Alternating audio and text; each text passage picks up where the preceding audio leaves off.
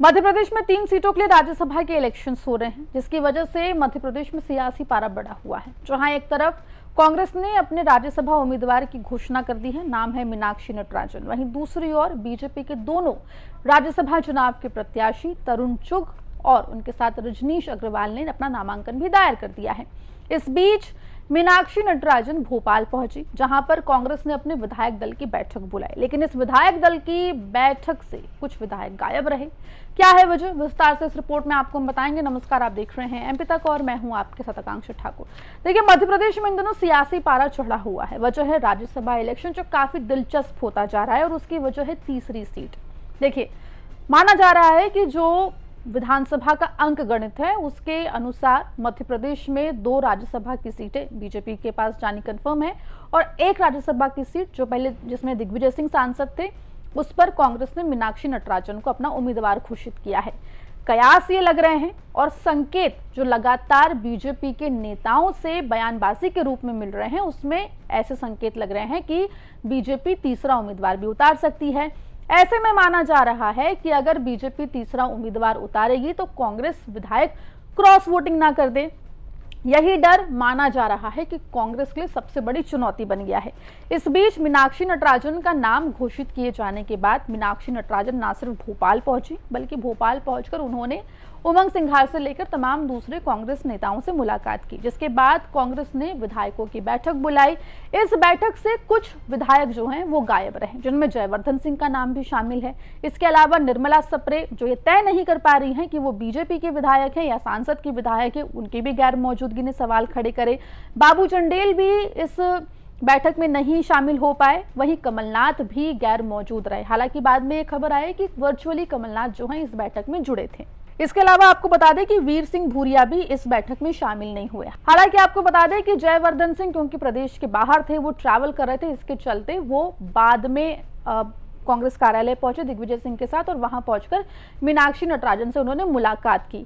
इस बीच आपको बता दें कि जहां कांग्रेस ने यह दावा किया है कि मीनाक्षी नटराजन को राज्यसभा भेजने के लिए कांग्रेस पूरी एकजुट है, और कोई भी कांग्रेस का विधायक जो है वो क्रॉस वोट नहीं करेगा।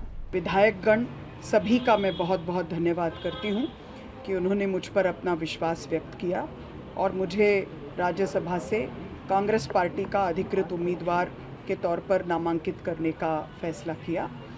एक लंबे राजनीतिक सफ़र में, जहाँ पर मेरी शुरुआत छात्र राजनीति से और उसके बाद NSUI यूथ कांग्रेस से होते हुए एक बार लोकसभा में प्रतिनिधित्व का सुअवसर मिला, आज वहाँ पर संवैधानिक मूल्यों के भारत निर्माण का जो बड़ा काम माननीय राहुल जी कर रहे हैं और जिसके लिए हमारे पूरे प्रदेश के सब नेता प्रतिबद्ध हैं, ऐसे मौके पर मुझे उन्होंने राज्यसभा में मध्य प्रदेश की आवाज़ को रखने का ये अवसर प्रदान किया। मैं सबका बहुत धन्यवाद करती हूँ। मैं ये मानती हूँ कि जिस तरह से हमारे विधायकों ने आज अपनी भावनाएं व्यक्त की हैं, माननीय कमलनाथ जी ने कहा कि ये लड़ाई मीनाक्षी नटराजन की नहीं है, ये पूरे कांग्रेस पार्टी की लड़ाई है। उन्होंने अपना स्वयं का नाम लेते हुए ये भी कहा कि ये उनकी भी अपनी लड़ाई है।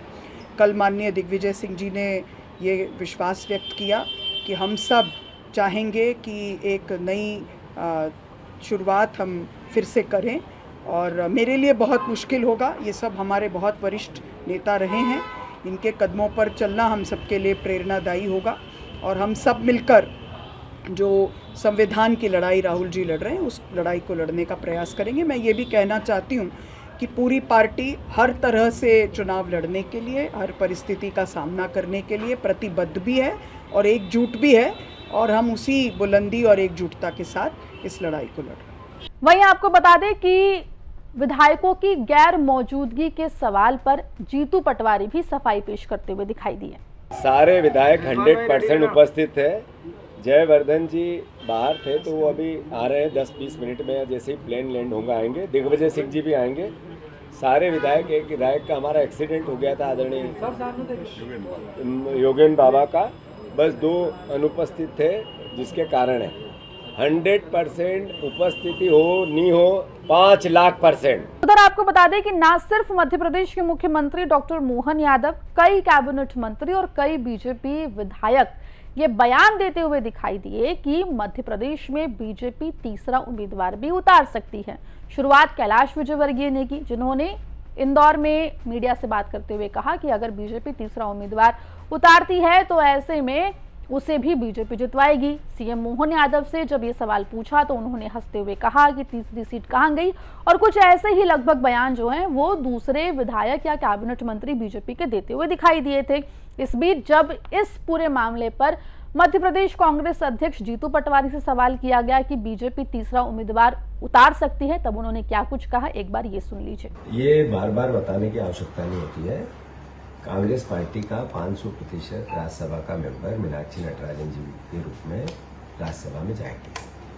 अगर भारतीय जनता पार्टी में लोकतांत्रिक मर्यादाओं का पालन करके जाए तो भी स्वागत योग्य है, और अगर वो लोकतांत्रिक मर्यादाओं की हठधर्मिता का उल्लंघन करेगी तो ईंट का जवाब पत्थर से मिलेगा। तो देखिए, मध्य प्रदेश में राज्यसभा इलेक्शंस काफी दिलचस्प होते जा रहे हैं, जहां एक तरफ बीजेपी तीसरा उम्मीदवार उतारेगी या नहीं उतारेगी इसको लेकर सस्पेंस बना हुआ है, वहीं कांग्रेस पुरजोर कोशिश कर रही है कि उनके विधायक बिखरे ना, और लगातार ना सिर्फ अपने विधायकों से बात कर रही है बल्कि शुरुआत जो है वो विधायक दल की बैठक के साथ कांग्रेस ने की है। आपको बता दें, विधायक दल की जो बैठक हुई उसमें कांग्रेस के मध्य प्रदेश प्रभारी हरीश चौधरी, प्रदेश कांग्रेस अध्यक्ष जीतू पटवारी, नेता प्रतिपक्ष उमंग सिंघार, अजय सिंह राहुल भैया और कई विधायक जो हैं वो मौजूद रहे।